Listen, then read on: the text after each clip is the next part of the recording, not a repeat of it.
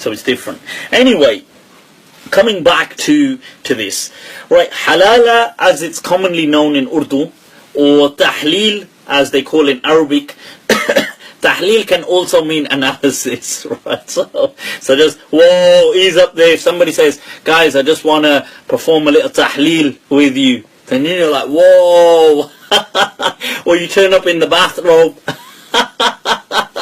and the other person's got all their books open. So tahleel in Arabic can mean analysis. Okay, so just to kind of clarify that. Now, the thing is, well, what this means is making something halal. Allah says in the Quran about talaq, that at-talaq marratan, that talaq is twice, فَإِمْسَاكٌ بِمَعْرُوفٍ وَتَصْرِيحٌ بِإِحْسَانٍ, and so on and so forth. But then Allah says that you can do this, and then you can do this talaq, and then فَإِنْ طَلَّقَهَا مِنْ بَعْدٍ, then if he divorced her for a final time, فَلَا تَحِلُّ لَهُ حَتَّى تَنْكِحَ زَوْجًا غَيْرًا, then she is not halal for him unless a future marriage of hers was to go to ruins. Okay, now this is really interesting because, right, so what happens now is, let me tell you what's happening now, tell you the rulings, then come back to this. And I think we might have to just kind of wrap up with this really, because right, I can see a lot of questions coming, but this really demands some attention. Okay, so what's happening right now? What's happening is people are giving 3 talaqs. So guys are getting angry, right? So they're like, why is the tea cold? Woman, talaq, talaq, talaq. And then they're like, oh my God, what have I done? I gave you talaq 3 times. Right, so now what do we do? So this is what's actually happening is, and I hope it's not happening, but it is in some places. They're saying, well, the only way I can get married to you now is because Allah says if you divorced her for the 3 times, because the majority of the schools, the majority of the madhabs, have believed that 3 talaqs given in one go count as 3. Right, so the thing is, they count as 3 talaqs. So therefore, it's brought you straight up to speed with this final verse, saying, وَإِن طَلَّقَهَا مِن بَعْدٍ, and if he divorces her after that, فَلَا تَحِلُّ لَهُ, then she's not halal for him. So he's like, uh-oh, now I'm stuck. So they say, well, Allah says, unless another marriage of hers broke down, so let's engineer this marriage. So, and according to the hadith as well, it has to be a proper marriage. So meaning, and a proper marriage was very clear that what do you get married for? Most people, one of the fundamental things is intimacy, sexual intercourse. So there must be sexual intercourse. Okay, so what some people unfortunately have been doing, nutty, they've been saying, okay, we can arrange a halala to take place. So you bring your wife here, so she comes along, we read a quick nikah, right? Qabiltu, I accept. Do you accept? You accept? You accept too? Right? And so what they do is they now go for they say, okay, shall we now shall we spend some time alone, get to know each other in this little time that we have. So they now go off wherever it is, and as you can imagine, nutty stuff, they have to obviously it's all serious, of course. We must now consummate the marriage. Woman, follow after me. Okay, now one must disrobe. So the thing is, look, so this is so what happens is what you're aware of. They go, they have sexual intercourse, then this new husband, he then divorces her. and says, okay, I now pronounce divorce. Talaq, talaq, talaq. She says, oh, well, thank you, Pati Dev, for this, or my part-time Pati Dev. Now I'm going to go back to my first Pati Dev waiting for me outside. So the other husband will probably now be there, or she will now go home, and they will now redo a new nikah, and obviously they'll have to wait for the iddah, the 3 months or whatever, and then things are just normal. Except, like hell will they be normal. I mean, how could that be normal anyway? I mean, I don't know. I mean, because it's so. But anyway, so this is what happens with this halala thing. So the madhabs have said 3 talaqs, generally speaking, 3 talaqs. All have had some differences on this, by the way. That 3 talaqs are 3 if it's happened. And there's been a minority position in all schools of law saying that, look, no, actually, if they were in one context, they only count as 1. But anyway, as a result of this ruling, this is what's happened. And now these women are sleeping with other men, obviously then going back to their husband. And as you can imagine, it's not going to be very... And most of these guys, you have to remember, are going to be incredibly insecure anyway. So they're going to be like, so... So it's going to be like, are you still thinking about him? God, but can you imagine the job of that guy though? Imagine he's a professional, like muhallil, like I'm a professional. He's like, excuse me, I take pride in my work. Right, so it's like, excuse me, can you make an appointment online, please? Because I only do things professionally, right? So, can you imagine what his job must be like? It's like, boy, I've had a stressful week at work. Can you imagine his family don't know what he does? So he has to come home and go, it's been a crazy day at work. So the thing is, anyway, right, now, the point is, and by the way, and so some places, I remember hearing that some places they say, oh,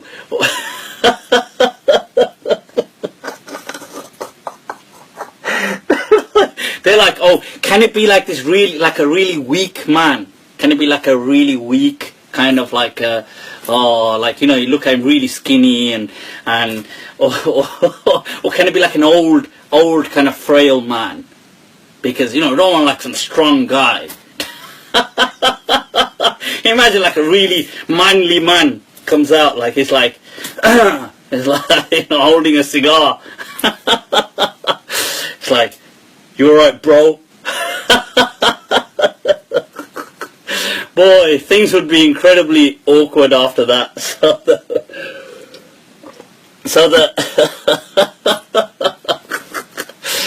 But the point is, so I've actually heard where they've said, oh, can it be like a, they've wanted like really weak, like a weak, frail men, or like just borderline, like guys in their late teens or that are still not matured properly. They want something like... But anyway, so what is the ruling on all of this? The ruling on this, strangely enough, most of the madhabs have actually considered this, if engineered, to be haram. The Hanafi madhab did say that, you see, now this is the thing, the Hanafi madhab had some leeway in saying that, well, if the husband wasn't in on it, so if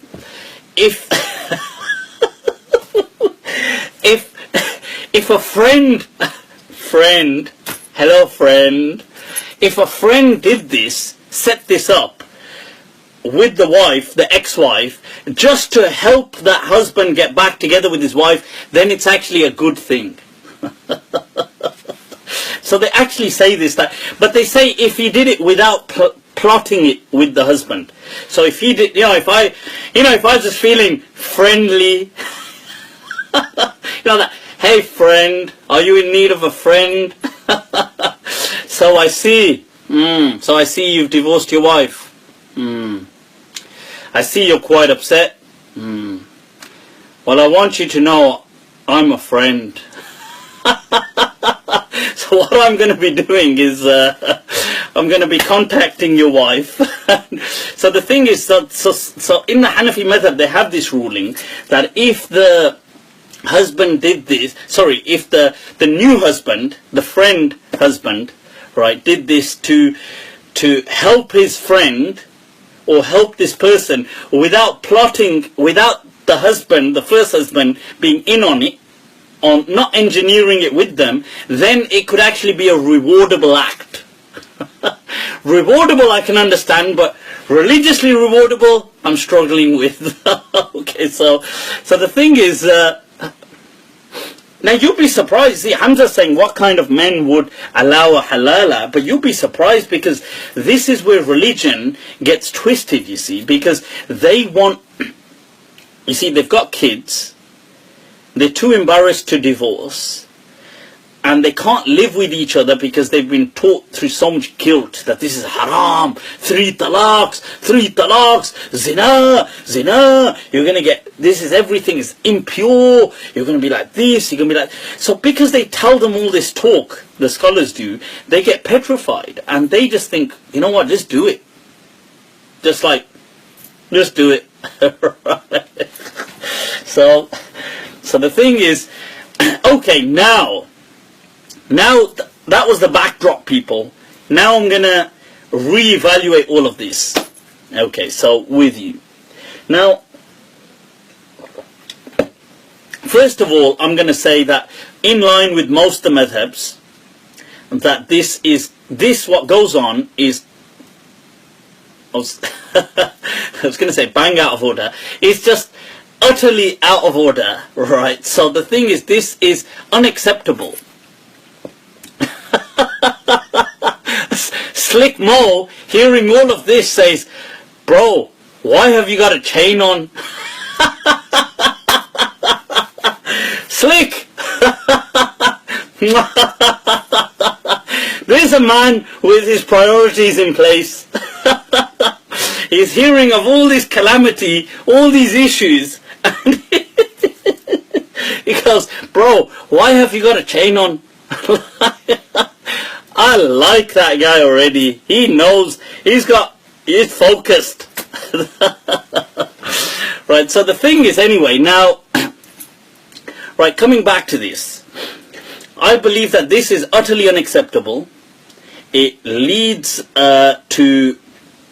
obviously it leads to not only a ridiculous future for the couple, for the intended couple, not the halala, not the muhallil, and the wife, momentary wife, but the actual first husband. It leads to a ridiculous future for them anyway. It's a misery and a humiliation for the woman, right? But it also ridicules Islam, right, which is utterly unacceptable. So the thing is, because when we're speaking on behalf of Islam, we're speaking on behalf of Allah and His Messenger. And that's something that we don't have,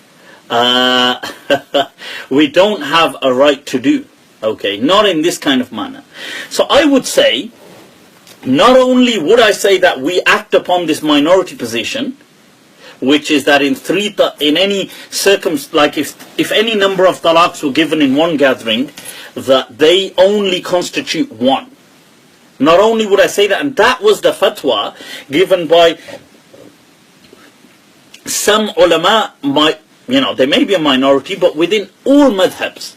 So within the Maliki madhab, the recent legendary great mufassir and grand mufti of the Malikiya, Ibn Ashur, his fatwa was that 3 equal 1, that we can take this fatwa for talaq wherever necessary. Before, historically, scholars within the Maliki madhab like Ibn Abd as-Salam, many of the fuqaha of Qurtuba, of Cordova, Muslim Spain, they all said that, right? That and so I'm just giving you these opinions here first, right? The other madhabs as well, Ibn Maqatil from the Hanafi madhab, Abdul Hayy al-Laknawi said, look, if there's a custom, you can resort to it. Stuff like this, and other madhabs as well, and other people have said this. That's the first thing. I'm going to say that no matter what the circumstance, no matter what, you must, I feel we are under obligation to find a kind of reparation and salvage that nikah if the couple have a strong resolve to salvage their relationship. Then the scholar is duty bound, in my understanding, to find a way to make it happen. And I believe that, right, that is what Allah has ordained upon the people of knowledge. So if he gave 3 talaqs in one go, then you take that fatwa if they both want to be together. But you can ask them both. If they both say, no, we definitely want to be together, because people don't know about the rulings of Islam. They don't know about the rulings of talaq anymore. They don't understand these things. So we have to make ease for them. If they've given it on separate situations, then find a different dispensation, God damn it. Okay? You find a different fatwa. If they say, I gave it on different things, look, but one of the times she happened to be on a menstrual cycle, then you take that Hanbali fatwa that says that on a menstrual cycle, a talaq is invalid, and you apply that. If they say, well, no, it wasn't even that, I did it in a different time, but I was angry, then you take the fatwa of Ibn al-Qayyim and you say, well, okay, then based on that. Look, if the couple have a strong resolve to get back together, you have a duty as a scholar to allow and facilitate that union. This is an obligation upon the people of knowledge. So, especially when the knowledge of Islam is so scarce that people don't have that kind of knowledge of Islam. They don't know the ahkam, they don't know these rulings. Now, why am I saying this? Why am I saying this? Let's go back to the origin. I want to go to the etiology of this problem. Where did this whole musibah, this calamity stem from? Let's take an etiological look, people.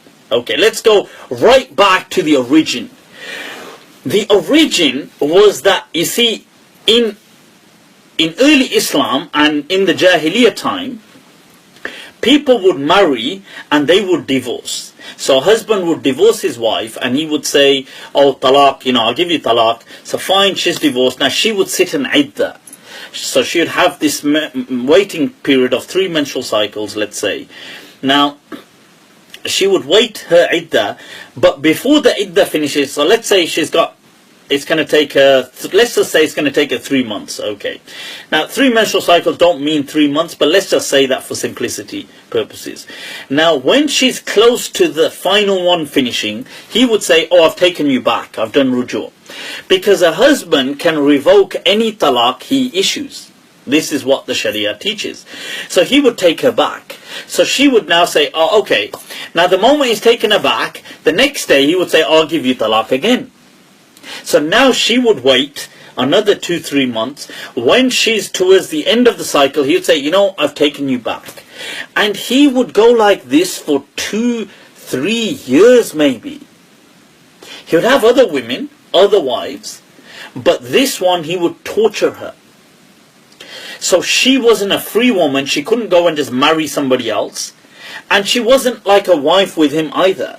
So this was unquestionably, undoubtedly this was dhulm, it was oppression. And Allah condemns this strongly in the Quran. And He says, وَلَا تَذَرُوهَا كَالْمُعَلَّقَةِ, that don't dare leave the woman in that suspended state. As a woman who is suspended. That either marry her or let her go. Imsakum bima'ruf or tasrihum bi-ihsan. You either live together kindly or you part ways gracefully. That's how Allah sets the balance. So what happened to safeguard the woman to safeguard the woman, Allah said, okay, now if he does it a third time, khalas, you don't have any more talaqs to issue. But the question here was, you see, a husband might just do this. He might say, no problem. Because she's vulnerable, when I divorce her the third time, I'll just say to her, hey, listen, you know what, I got a bit carried away. Sorry, I've been thinking about it. Let's just do another nikah. And then she'll probably say, okay, because she'll be on the rebound, let's say, and she'll be vulnerable as well in this scenario. Now, the moment he does the nikah, he does the same thing again. Says, I divorce you again. And now, the same thing. So how do you stop this? So Allah says that to safeguard the woman, He said, look, if you divorce her the third time, it's over, and I tell you what, she can't even marry you again. No. She can only marry somebody else. But okay, in the future, should that relationship break down, she can come back to you. Should she choose to. And Allah uses the verse. Look at the verse. He doesn't say until she is married off. Hatta tankiha. Muhammad, Sheikh, everybody, Sheikh Sidi Iqbal, ahlan wa sahlan, salamu alaikum Sheikhana, at one of the leading and legendary ulama of the UK, an absolute ocean in the Maliki Madhab people. If you're not following Sheikh Muhammad Sidi Iqbal, then do so, right? So there he is on Facebook, Sheikh, right? So the thing is, now this thing, right, so to safeguard the woman, Allah is saying, you know what, she cannot marry him again.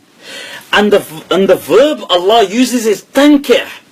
For her, she is the active agent until she marries a husband. Not she's married off, not that somebody marries her to this. She marries, hatta tankiha zawjan ghayra, that she marries a different. So this is her choice, willfully, her volition. She is embarking on a relationship. Yeah, if that broke down, right? If they, in arada islahan, if the two want to get back together and she wants to marry this husband again, she can. The first one. She marries. Look at this. She is the active agent. So this whole thing was done to safeguard the woman. Because it's the end of game now. It's like you can't really, it kind of kills the game. Because the husband that was kind of treating her like this toy, saying, oh, you're divorced, I'll take you back, you're divorced, I'll take you back. Well, she's gone now. You can't marry her anyway. Islam has stopped it. She's gone with another person. Now, you're not going to do that anyway, and you're not going to have that interest.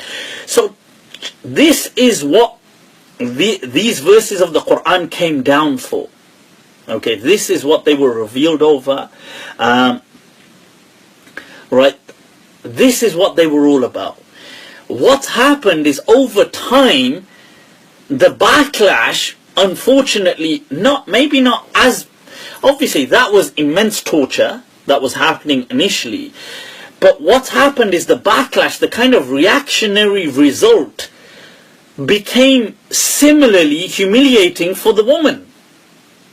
So, So it went from trying to safeguard the woman, and it landed in a way that it still ended up humiliating the woman. Now this was not happening like this in the time of the Prophet ﷺ, by the way. So in the time of the Prophet Muhammad ﷺ, this was not happening like this. But it starts gradually later, a few cases, and then as Muslim civilization develops, this becomes obviously a thing, because Muslims there becomes this culture of talaq. I'll give you talaq, I'll give you talaq. If you do this, talaq. If you do this, talaq. This becomes a whole, and this is something, it's silly, it's petty, right? It's ridiculous. The books of talaq, the book of talaq is the second largest book within the book of Sharia, after Kitab al-Salah. It's Kitab al-Talaq. It's massive. a huge chunk of that is all about people making oaths of talaq. Oh, if this happens, I'll give you talaq. If that happens, I'll give you talaq. People don't need to speak like that. This kind of thing is nonsense. And so what I would advise, as I've said before, that look, Islam is all about welfare, it's all about maslahah, it's all about preserving and safeguarding. Right? The ulama, somebody said there, maybe this was a punishment. Somebody said, maybe, whilst I was speaking, somebody had commented that maybe this was a punishment. Punishment for who? Punishment for the guy? What, like saying, oh, you said talaq. Look, I absolutely condemn people using this kind of language as a threat. Saying to people, like, if a husband says to his wife, oh, I'm going to give you talaq, talaq, talaq, I'm going to give you talaq, I'm going to give you talaq. That's just a child. Okay. Yes, I mean, talaq is there. If the relationship is broken, it's broken. But what I'm trying to say is that people who use this, that's unacceptable to start off with. Secondly, if he does use it, more than anything, he's in need of education. Yes, if the woman does not want to go back to him, then you do not need to kind of provide certain fatwa, because the woman is just glad the relationship's over. But if both couple have a strong resolve to get back together, then the woman shouldn't be further penalized and humiliated as a consequence of the husband not being able to, acting like an idiot. So husband says talaq, talaq, talaq. Now she has to go and spend a night with another guy to pay for him. I mean, that's ridiculous. That's absurd by any measure. So as I said, that look, if the couple have a strong, first of all, people shouldn't use these kind of talaq terms in that way. Secondly, if it does happen, then and both couple have a strong resolve to get back together, then I believe that Maulana Mabs, ahlan wa sahlan, then I believe that the shuyukh, that the ulama, especially in our day and age, have an obligation and are duty bound to find for the couple any ruling that will allow them and facilitate this union. Okay, because the whole thing is about trying to, if a family want to stay together, then Islam wants them to stay together. Okay, that's all I can say. Islam is not about breaking homes. It is about making homes. But if it's a different scenario, if a relationship has broken down.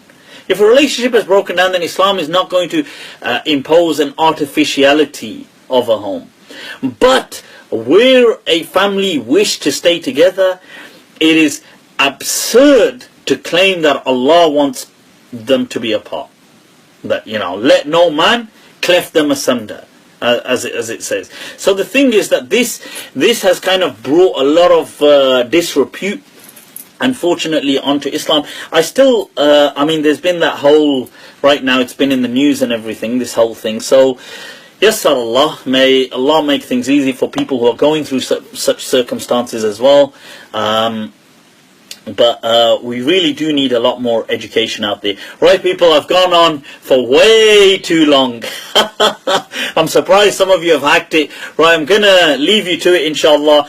Once again, if you are on Facebook and you've not added me before or followed me, then do so. I'm on Twitter as well, same handle, Mufti Abu Layth. On Snapchat as Malm 2014, that's MALM 2014. You can add me, shoot me your questions, inshallah. I do try to respond as much as I can, although right now my voice notes on Facebook Messenger are playing up for some reason, but I do try to respond, inshallah. Other than that, shukran, barakallahu feekum for all your encouragement and support. Right, so that's it. Anything else? Reach out to me, people. Take very good care of yourselves. Till next week, remember me in your kind du'as. Assalamu alaikum wa rahmatullahi ta'ala wa barakatuh.